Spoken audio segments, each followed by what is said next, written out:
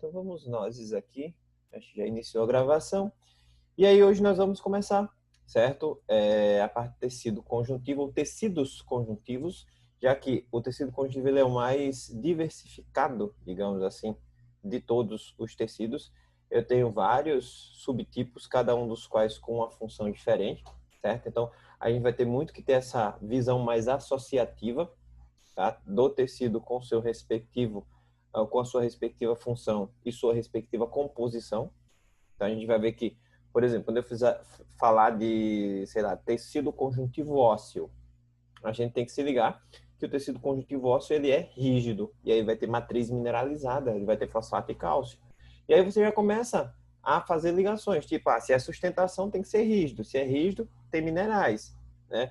E aí se tem minerais é para sustentação, ou seja, você começa a associar o tipo de tecido, a função que ele exerce e que característica ele precisa ter para poder exercer essa função. Então, fazendo isso aí, vocês conseguem muito de boa. E minha careca fica lustrosa. Mas pegando a luz de lá daqui, ó, chega tá dando um reflexo, ó. Cabelo liso é outra coisa. Então, vou parar de me admirar aqui na câmera, vou fechar a câmera, certo? E vamos iniciar aqui o screen share, certo? Vou começar a compartilhar minha tela. Autoestima é tudo nessa vida, né, gente? O que seria da gente, Miguel, se não fosse autoestima? E nós que nascemos feios?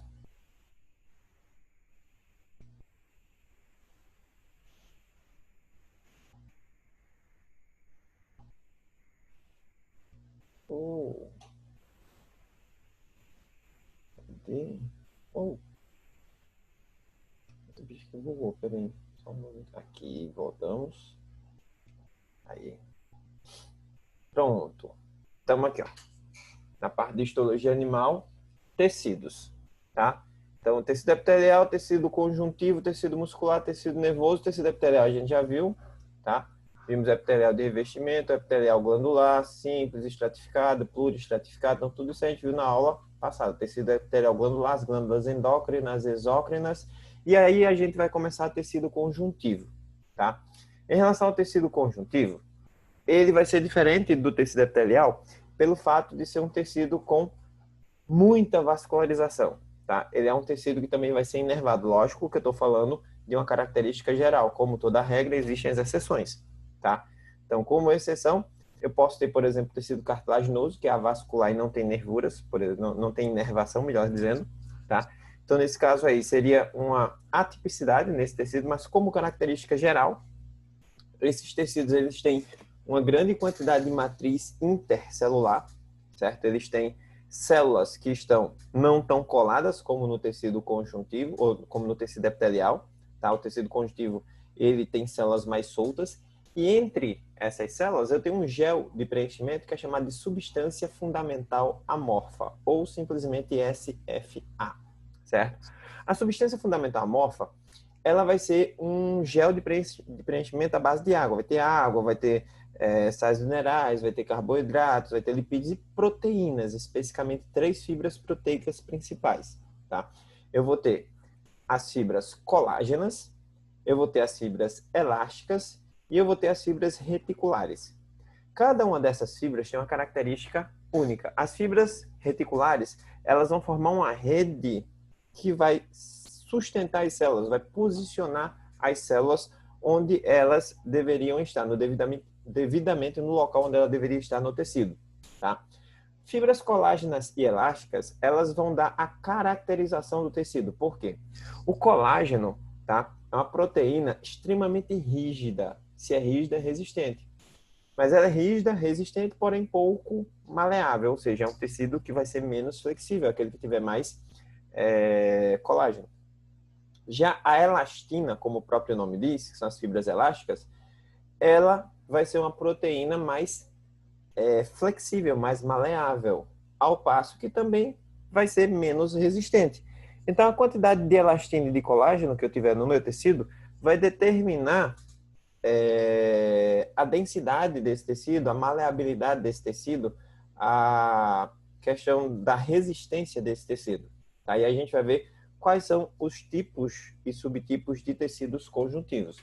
Então, eu tenho o tecido conjuntivo propriamente dito, tá? Só que o tecido conjuntivo propriamente dito, ele pode ser dividido em denso e frouxo, tá? O denso, ele vai ter duas subdivisões, que é o denso modelado e o denso não modelado, tá? O tecido adiposo, que são os adipócitos, aí eu tenho um unilocular, tenho um multilocular. O tecido cartilaginoso, tenho 3 tipos de cartilagem: cartilagem hialina, cartilagem fibrosa e cartilagem elástica. O tecido ósseo, e aí a gente vai ver os tipos de células que compõem o tecido ósseo, tá? Para que a gente possa entender o funcionamento, o mecanismo de funcionamento. Eu tenho no interior do tecido ósseo, tá? Especificamente dos ossos longos, o tecido hematopoético, tá? Que é o que nós chamamos de medula óssea, que seria o tecido que dá origem à linhagem sanguínea, às células sanguíneas, elementos segurados, tá? Eu tenho o tecido sanguíneo mais o tecido linfático, que são tecidos líquidos, são tecidos... o sangue em si é o único tecido líquido do nosso organismo, tá? Ele tem essa característica única também, essa atipicidade, ok? Se estiver indo rápido demais, se tiverem dúvidas, qualquer coisa, liga o microfone aí e pergunta, ok? Então, tecido conjuntivo, ó, como características gerais, que eu já passei para vocês. Substância intercelular abundante e uma grande variedade de células, tá? Então, eu tenho muitas células aí compondo, muitos tipos celulares, na realidade, compondo o tecido conjuntivo, tá? Ele é altamente vascularizado, ó, a exceção aqui, exceto o tecido cartilaginoso, tá? Possui nervos, ou seja, ele tem terminações nervosas, são tecidos altamente sensitivos, porém, eu tenho uma exceção, que é o tecido cartilaginoso, certo? Realiza papéis de sustentação, conexão entre órgãos ou estruturas vizinhas, preenchimento de espaços vazios, reserva energética, no caso das gorduras, tá? Então, tenho várias funções desempenhadas pelo tecido conjuntivo e, como eu disse no início, cada função desempenhada requer uma característica diferente da célula, ou das células que compõem esse tecido, tá? E é nisso que a gente vai trabalhar, certo? Nessas características. Então, a constituição do tecido conjuntivo, ele vai ter a substância fundamental amorfa, falei para vocês dela agora há pouco, certo? É uma substância gelatinosa, homogênea e transparente, com grande quantidade de água, polissacarídeos e proteínas. As proteínas, basicamente, são essas 3 aqui, ó, o colágeno, a elastina e as fibras proteicas reticulares, tá? E células são inúmeras, dependendo do tipo de tecido conjuntivo que eu esteja falando, eu posso ter os fibroblastos, macrófago, plasmócito, adipócito, mastócito, células mesenquimais, eu posso ter os osteócitos, eu posso ter os condrócitos, eu tenho N tipo de células que fazem parte da constituição do tecido conjuntivo. E aí é onde está. Cada célula vai ter uma forma diferente, porque vai desempenhar uma função diferente, tá?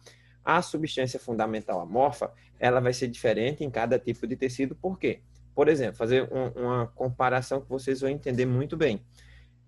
O tecido conjuntivo ósseo e o tecido conjuntivo sanguíneo, tá? São tecidos conjuntivos. Só que o tecido sanguíneo é líquido e o ósseo, ele é um tecido mais rígido, mais sólido. Por quê? Os dois realizam funções completamente diferentes. Enquanto o ósseo, ele está na constituição da nossa estrutura de sustentação, tá? O tecido sanguíneo, ele precisa fazer o transporte e distribuição de substâncias. De modo que o meu tecido conjuntivo ósseo vai ser rígido, vai ser duro, sua substância fundamental amorfa, ela também vai ser bastante rígida, vai ser mineralizada com fosfato de cálcio, enquanto que no tecido sanguíneo, que também é um tecido conjuntivo, eu vou ter essa substância fundamental amorfa completamente líquida, que é o que nós chamamos de plasma sanguíneo. Justamente porque o sangue precisa fluir por meio das veias, artérias, capilares, levando nutrientes e oxigênio para os tecidos e removendo, tá, resíduos nitrogenados, bem como gás carbônico, que são provenientes da ação metabólica das células. Aí ele está mostrando um pouquinho das fibras colágenas, certo? As fibras mais fininhas que vocês estão vendo aqui, ó, são fibras elásticas. E essas outras que estão meio quase que transparentes, que formam uma rede onde as células ficam de alguma forma presas, são as fibras reticulares. Ó. Aqui eu tenho a fibra reticular segurando a célula, ó, certo? Aqui eu tenho as fibras elásticas, são mais fininhas, tá? E aqui eu tenho as fibras colágenas, são fibras mais densas, tá? São fibras mais resistentes, tá? E vários tipos celulares formando um tecido conjuntivo aí. Tecido conjuntivo propriamente dito, ele tem dois subtipos, tá? É o frouxo e o denso, tá? O frouxo, ele não tem predomínio de nenhum tipo celular ou de fibra, tá? E a função dele básica é de preenchimento, ou seja, ele vai estar preenchendo espaços vazios entre órgãos, tá? Além do que a nossa pele, por exemplo, a epiderme, ela tem esse tecido conjuntivo frouxo abaixo dela, tá? Eu vou ter a epiderme, que é tecido epitelial, eu vou ter a derme, que vai ser o tecido conjuntivo propriamente dito denso, e eu vou ter a hipoderme, que já vai ser o tecido conjuntivo frouxo, tá? Então esse tecido ele vai servir basicamente de apoio aos epitélios e de preenchimento entre diversos órgãos e estruturas do nosso organismo. O tecido conjuntivo propriamente dito do tipo denso, tá? Aí o próprio nome de ele é denso. Denso vem de resistência, ele é mais resistente. Se ele é mais resistente, ele vai ter fibra colágena. Fibra colágena é mais resistente, fibra elástica, ela vai ser mais flexível, tá? E aí eu tenho um predomínio de fibras colágenas e menor número de células. E aí o denso modelado vai formar os tendões e os ligamentos, tá? Tendões ligam ossos e músculos, tá? E os ligamentos ligam um osso a outro osso, tá? Nas minhas articulações.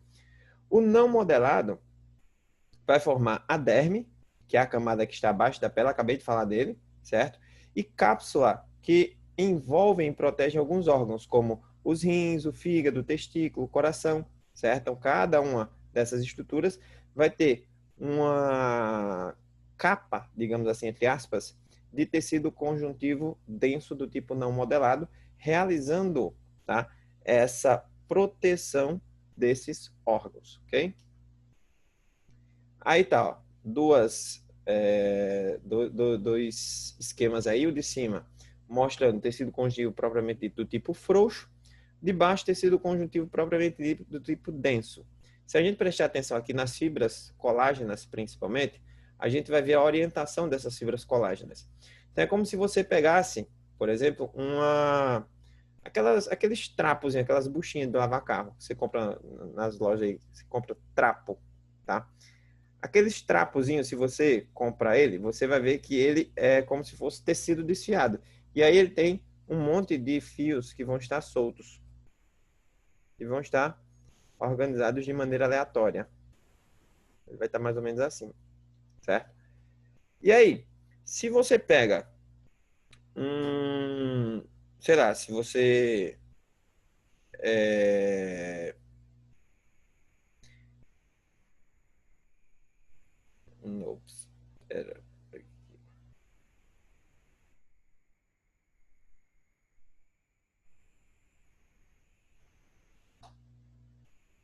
Ó, ele vai estar aqui todo bagunçado, certo?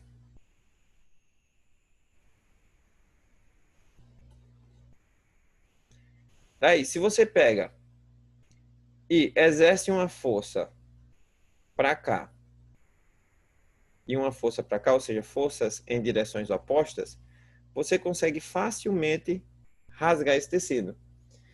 Mas aí, pensa da seguinte maneira: tu tira aquele trapozinho, certo? Ele tem um monte de fiozinhos. Tu pega aqueles fiozinhos e começa a colocar um do lado do outro assim, ó. Vários fiozinhos. Tu coloca uns 20, tá? Daí depois, tu exerce essa mesma força em direções opostas e vê se tu consegue romper isso aí. Tu não vai conseguir. Por quê? É um princípio básico da física. Se eu tenho a mesma orientação, isso quer dizer que eu vou dividir de maneira igual ou de maneira equitativa, certo? A tensão que é exercida sobre esse tecido aqui. Aqui, como eu não tenho organização, tá? Eu não tenho essa divisão equitativa. Então, acaba sobrecarregando uma fibra, outra sem fazer nada, daí a pouco a outra rompe também, e aí vão se rompendo de maneira aleatória. Aqui não. Eu tenho a distribuição de maneira uniforme, tá? Fazendo com que o meu tecido ele se torne um tecido mais resistente, tá? Então, vai ser um tecido que vai ter mais resistência por conta da orientação, tá? Dessas fibras, que são as fibras colágenas, ok?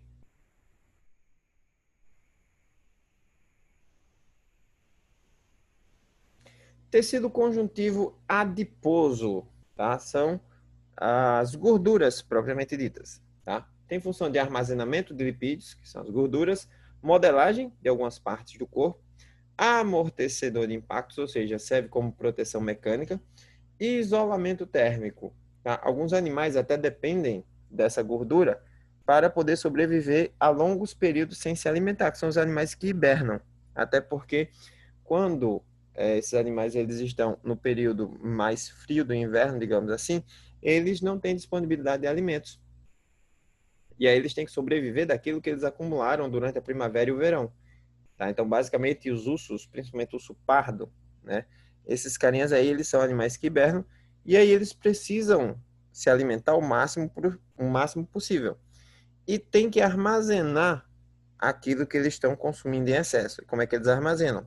Na forma de tecido adiposo. Porque esse tecido adiposo vai favorecer esse animal em dois aspectos. O primeiro deles é porque ele vai ter a reserva de energia e o segundo é o fato de também esse tecido atuar como isolante térmico. E aí, para um ambiente muito frio, acaba sendo uma vantagem, certo? Então, eu tenho dois tipos de tecido adiposo, certo? Eu tenho o tecido adiposo unilocular, tá? É o que a gente chama de gordura branca, é típica de indivíduos adultos, seres humanos adultos, tá? E eu tenho o tecido adiposo multilocular, que ele vai ter muitas mitocôndrias. Tá? A mitocôndria serve para realizar o processo de respiração celular aeróbia. A respiração celular aeróbia vai utilizar prioritariamente carboidratos, mas na falta destes, eu tenho minha segunda linha de fornecimento de energia, que são as gorduras. E por último, tá, caso haja uma necessidade extrema, eu posso utilizar também as proteínas. Tá? Mas aí, esse multilocular, também conhecido como gordura marrom, tá? É rico em mitocôndrias. Tá? E o que vai acontecer? São tecidos que atuam nessa parte do armazenamento lipídico, armazenamento energético, tá? Então, ele é típico de recém-nascidos, tá? E animais hibernantes, olha aí. Por quê? Porque é uma reserva que vai ser utilizada nessas situações de emergência, tá? Então, tá aí, ó, tecido conjuntivo adiposo unilocular. Pode ver que dentro da célula é tudo bem branquinho, tá? Então, aqui a gente tá vendo as fibras, tá? Fibras podem ser colágenas, elásticas, mas dentro da célula você vê que é tudo bem branquinho. Então, ele é um tecido adiposo unilocular, também chamado de gordura branca, tá? O multilocular, ele teria a coloração mais amarronzada pela quantidade de mitocôndrias que é encontrado no seu interior. Tecido conjuntivo cartilaginoso. O tecido conjuntivo cartilaginoso é uma das exceções que a gente, ou melhor, duas das exceções que a gente falou, certo? Uma delas, ele é avascular, ele não tem vascularização, certo?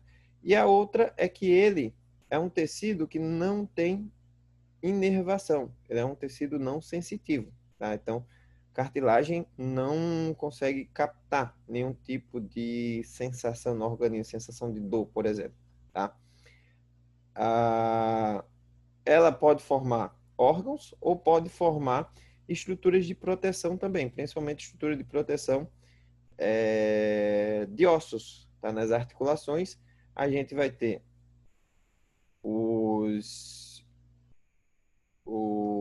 as extremidades dos ossos sendo recobertas por cartilagem para evitar que os ossos entrem em atrito. Porque a gente vai ver que o tecido ósseo ele é um tecido bem mineralizado.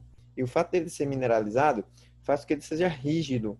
E quando duas estruturas rígidas entram em contato, o atrito e o desgaste é inevitável. Então, entre as articulações, eu sempre vou ter uma capa cartilaginosa. E essa cartilagem, ela vai justamente servir para evitar o contato direto dos ossos, consequentemente gerando menos atrito, menos desgaste, tá? Eu vou encontrar eles, ó, localização aí: orelha, nariz, traqueia, os discos intervertebrais, unindo os ossos das costelas. Então, as costelas flutuantes que eu tenho na região anterior liga-se ao externo através de cartilagem. Extremidade dos ossos, no caso, nas articulações. Como características desse tecido, ele é avascular, já falei isso pela terceira vez já. Não possui nervos, também falei pela terceira vez. ricas em fibras colágenas e elásticas, ou seja, é um tecido relativamente resistente e, ao mesmo tempo, relativamente maleável. Tá? Então, não é nem tão resistente, ou nem tão duro, nem tão rígido, mas também não é tão flexível, nem tão fraco. Tá? Então, ele fica no meio do caminho. Tá? Tem baixo teor metabólico. Esse tecido tem baixo teor metabólico e pouca capacidade de regeneração. Por quê? Porque o metabolismo dele é lento, lógico. E se o metabolismo é lento, ele vai ter mitoses também bem lentas. Então, a pessoa que tem algum tipo de problema de articulação, artrite, artrose, reumatismo e tal, aí passa aquele cara vendendo, sei lá, o comprimido milagroso feito com cartilagem de tubarão para você melhorar das articulações. Balela, tá? Por quê? Porque o tecido cartilaginoso é um tecido que caracteristicamente tem pouca capacidade regenerativa, tá? Então, não vai ser o fato de você estar consumindo cartilagem que você vai ter a reposição das suas cartilagens que foram danificadas. Tanto que, eventualmente, quando ocorre danos muito sérios às cartilagens, é preciso fazer um processo de enxerto, tá? E esse só é feito por via cirúrgica. As funções do tecido cartilaginoso, tá? Sustentação. Então, tem alguns animais até que têm um esqueleto completamente cartilaginoso, né? São os peixes cartilaginosos, como os tubarões, as arraias e companhia limitada, tá? Modelagem também, porque eu vou ter partes do corpo que são formadas por tecido cartilaginoso, como o pavilhão auditivo, vulgo orelha, e também o nariz, certo? Os anéis da traqueia também. Revestimento das articulações, então se você pegar as epífises ósseas, que são as pontinhas dos ossos nas articulações, eu vou ter essa, essa incidência do tecido cartilaginoso.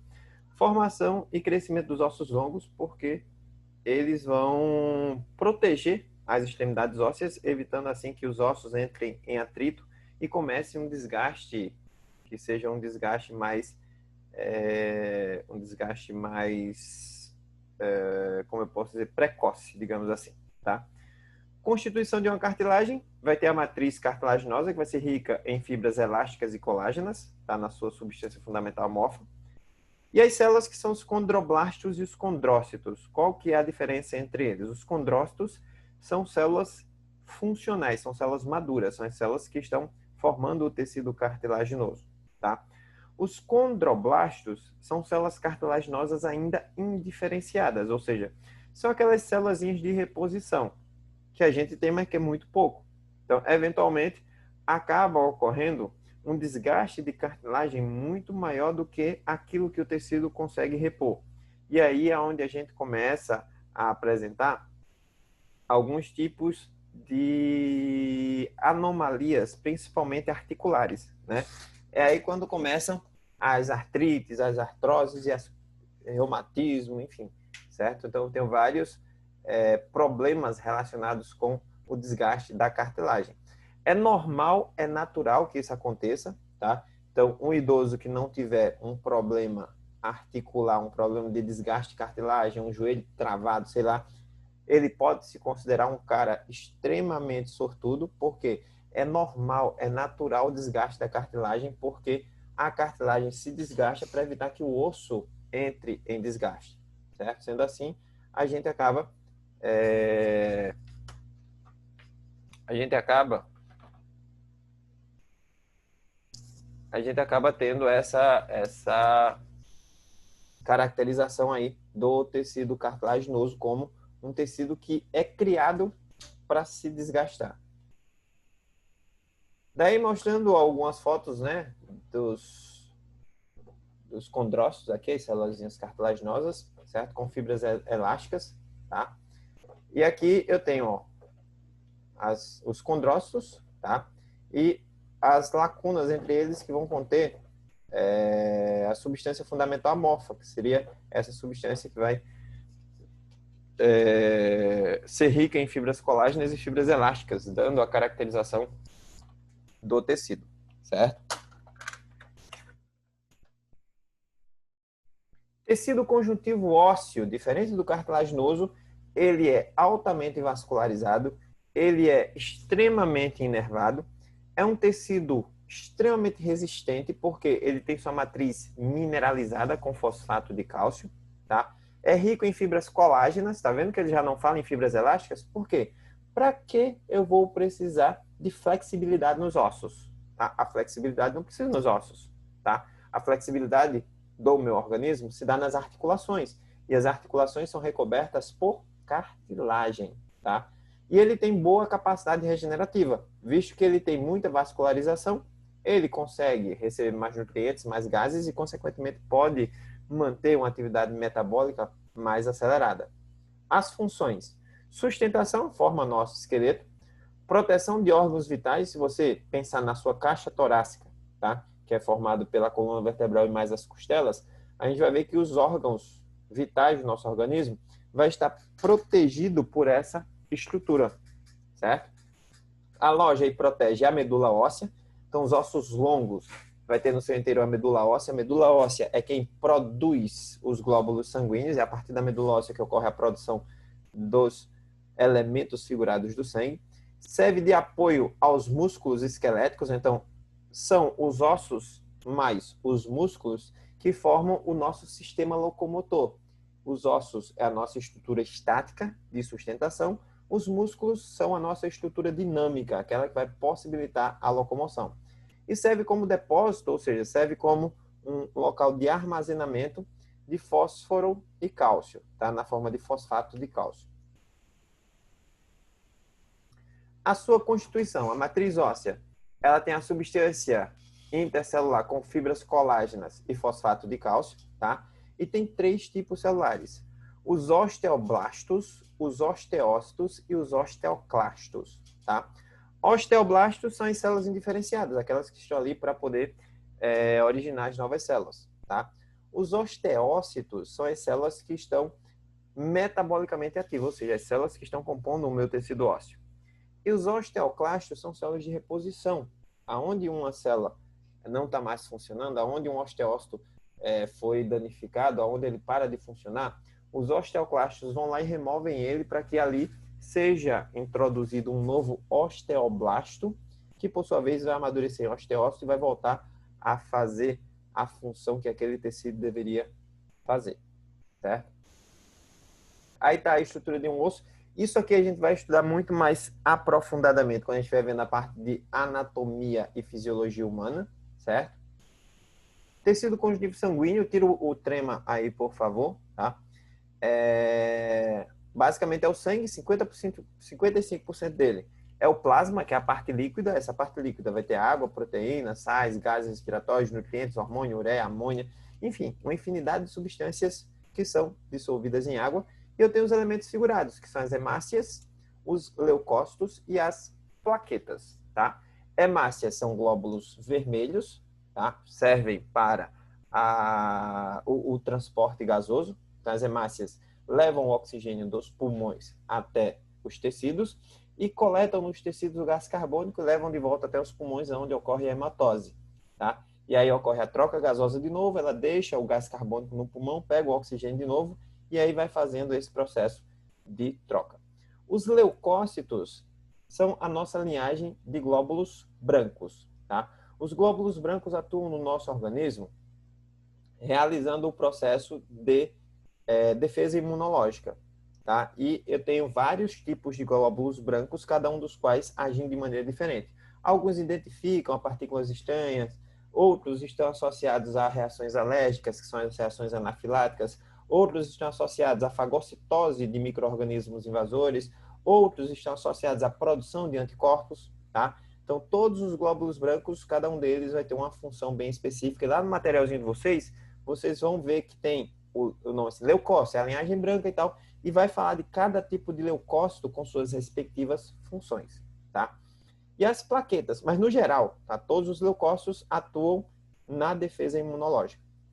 As plaquetas são fragmentos celulares que atuam na coagulação do sangue. Plaquetas também podem receber o nome de trombócitos, tá? Então, onde ocorre qualquer tipo de sangramento, algum tipo de extravasamento nos vasos sanguíneos, as plaquetas vão lá e formam um tampão para que possa ocorrer a coagulação e o sangue não extravase do sistema circulatório. Então, hemácias faz transporte gasoso, leucócito, proteção, plaquetas, coagulação, tá?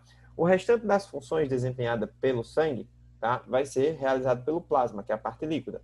Então, distribuição de nutrientes, de sais minerais, a retirada de resíduos de atividades metabólicas celulares, tudo isso vai ser realizado pelo plasma e essas substâncias vão circular no nosso organismo dissolvido nesse plasma sanguíneo, ok? Então, nesse caso, por hoje, tá, o que nós teríamos seria basicamente isso, tá? E aí, na próxima aula, vulgo sexta-feira,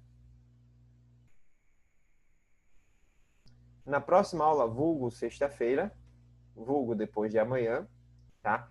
Nós vamos dar continuidade a essa parte relacionada com histologia, com essa parte de tecidos. Só que não mais tecido conjuntivo. A gente vai começar tecido muscular, tá? E a gente finaliza tecido muscular e fica faltando apenas tecido nervoso para a gente finalizar esse módulo 4. E aí, na sexta-feira, como certamente vai ter mais pessoas, assim espero, a gente já marca algumas atividades lá no AVA, certo? Para que vocês possam cumprir essas atividades para a gente compor a nota do quarto bimestre, ok? Então, por hoje nós vamos ficando por aqui. Valeu vocês, tá? A aula da sexta-feira foi reposta. Próxima sexta-feira, a gente vai estar aqui junto de novo, vulgo depois de amanhã. Valeu, valeu. Até sexta.